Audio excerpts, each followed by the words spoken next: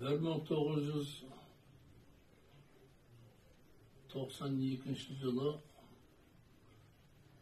Тау Елубайдың Шатар ауылында Тау Елубай Абдымәшір Ләтіп Қожаның 80 жылдық тойы болды. Бұл тойға Сыр елінен барды, Қазақстан, Қарақстаннан келді, алмас-алым аттар болды. Сонау ақындар ойнақ арнап келген Ләтекеңе Қасымда Бердалдың баласы әнеурек жиенім тыңдап тұрмыз екеуміз. Сонда жиенім айтады: нағашыға кеттік дейді. Малардың өлеңдерін тыңдап отырсам, қожа мақтан бір нәрсесін алғысы келе ма, қалай. Ер кісі үйдің егесі болса, әйел үйдің шегесі емес па? Ләтекең осында дәрежеге жетуге біздің Жамал апамда үлес бар ғой. Bir ауыз қоспады ғой Жамал апамды. Үйінен күй шығады, қалам мен қағаз берді. Сосын той қалды, үйге жазып, Қадыр ағамызға көрсетіп, бәріне алды. Сонда айтады әнуарбек: нағашыға мына өлең автор мен ғой, сіз орындап беріңізші деді. Сонда мұны Бердалы Тоқаның баласы әнуарбектің Ләтіп Қожаның 80 жылдық тойына арнаған өлеңі.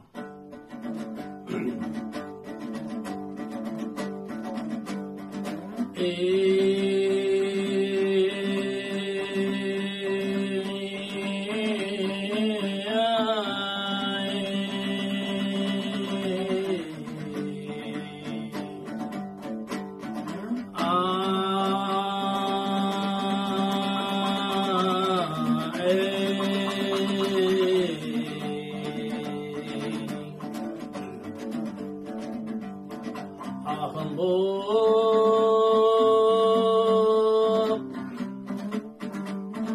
танылмаған бұрын атым, белгілі шөмекейге тоқазатым. Ұлымын Бердалының әнуарбек, дарыған маңдай жаным бар қозатын. Ләтеке құттықтауға көп алдында кезекке жазылып ем сөз алатын. Еліңнің ақынысыз ақсақалы мұқтажға ақыл беріп қолсыз атын. Шеткенде сырлан кеме шегерелі тыңдаған таңдайрағым ел жереді-ау. Олар-ау өзіңізде дарынды дам жайылған атағыңыз ел біледі-ай. Пендеге өткен шоғай тірлік деген, сіз бір жан адалдықта кірлік деген. Шақырдың бүкіл қазақ жиынына, елінің құзылтымның құрметпен. Жақсылар басы қосып айтса әңгіме, шүбәм жоқ сөз бұлағы сіз болатын. Тілегім қариялар көнермесін, болсын шекейген киім тек ұзадын-ай.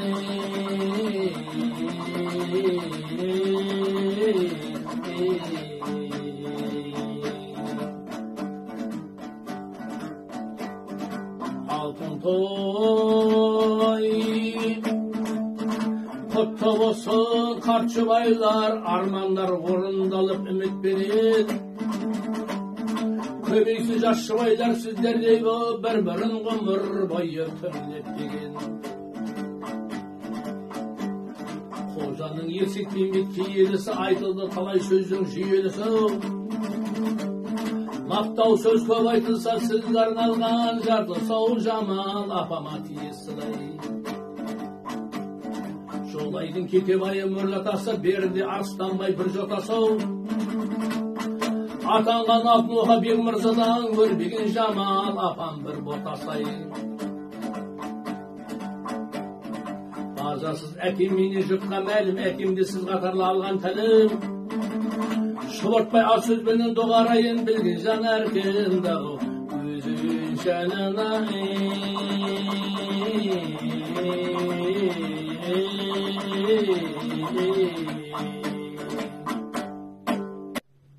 Мынау тағы Тау Елубайға аты мәшһүр болған қара сөздің бұлбұлы ақын Бедар Қожа біздерге жақын жем болады. Соның баласы Қали Жолдас. Нағашыға деп қарым-қатынас қылып тұрамыз. 2013 жылы Үшқұтта біздің үйге келді, сәлем берімді. Қонағасы жеп болғаныға: Қалижан, мынау саған нағашыңнан подарка, кеше бір жыл бұрын шығып еді, би болып өткен бабалардың кітабын бердім. Сонан бұл өзі Қазақстан, Өзбекстан журналистер одағының мүшесі, үйге барады, кітапты көріп, аяғына шейін оқып болып, риза болып, 5 куплет өлең жазып жіберіпті. Шықтыққа біреу бара жатса, қыдырына қашып апарып бердік. Соны қарасам, сөз құдірет. Бір кітаппен шектелмесін, өреңіз деп жазған кітап. Жаңа өлеңнің темасы. Сондай-ақ мынау Өсерелдің баласы бірін-бір батыр демекші, ағашым деп құрметтеп, осы өлеңді маған арнағанына мен шексіз ризашылығымды білдіремін. Бір кітаппен шектелмесін, өреңіз темасы.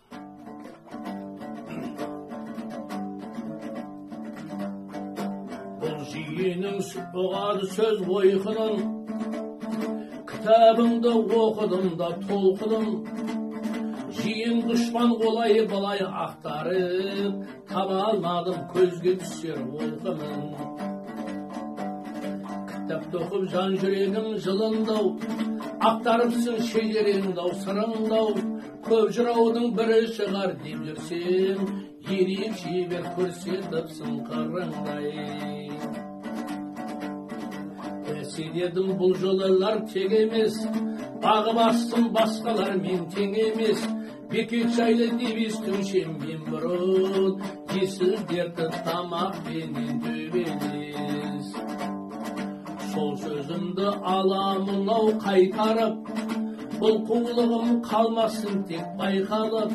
Жиын десе жалғыз ақын беретін, бекет жомарт бекет шонжар байқалып.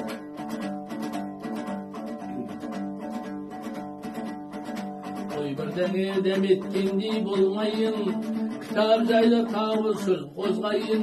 Негізінде елге керек бұл кітап, ғұмыр бойы тозбайтын. Бір кітаппен шектелмесін өреңіз, жиын момын не берсе де көнеміз. Қыдыр жырау Жүсіп ағам сияқты, бір жазушы боларына сенемін. Андағыл Дайрабайдың әні дейді, бала кезіміз. Өлеңді тыңдап отырсам, зарлаған естіледі сөздері. Ауылда ақсақал бар еді, андағы Шәпек деңгісі, Андағыл Дайрабайдың әні дейді. Ол Шәпек ағам, мынау естуіңіз бар ма? Бұл өлеңде бір сыр бар ғой деп, я қырмызы деген сұлу қызы болған дейді, осы ауылда. Соны басып алып қаша деген кім алып қайтқан білмеймін. Сол ақылды қыз кетіп баратын кезде бетегел бөстөбе бейінгі заңғар сеңгіртан бараққан жердің бақытын өлең қылып неғылады деген ғой. Соны кейін ізінен қуғы сұрап білмеймін, біреу жоқтағанда бетегел бөстөбе бейінгі заңғар сеңгіртанды бәрін жоқ болғанша барып баяғы өлеңнің несімен алып қайтқан екен дейді. Сол Андағыл Дайрабайдың бетегел бөстөбенің өлеңі.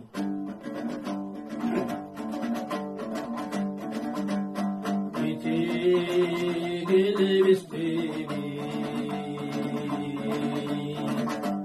биік заңғар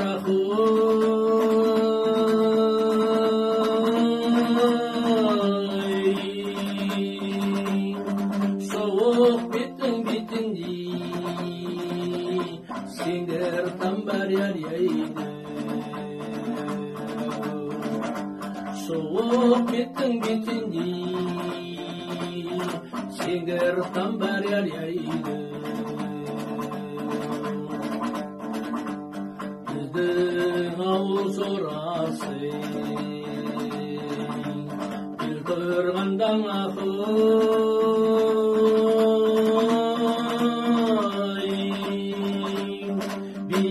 ағашмайсың, жел көрғаннан әряйды.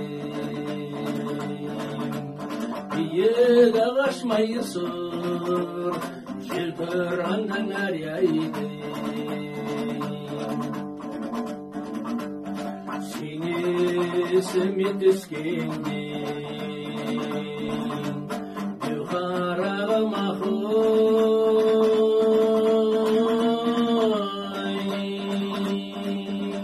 Tekev dedi şıkbağam Şaban canlar yar yaydı Tekev dedi şıkbağam Şaban canlar yar yaydı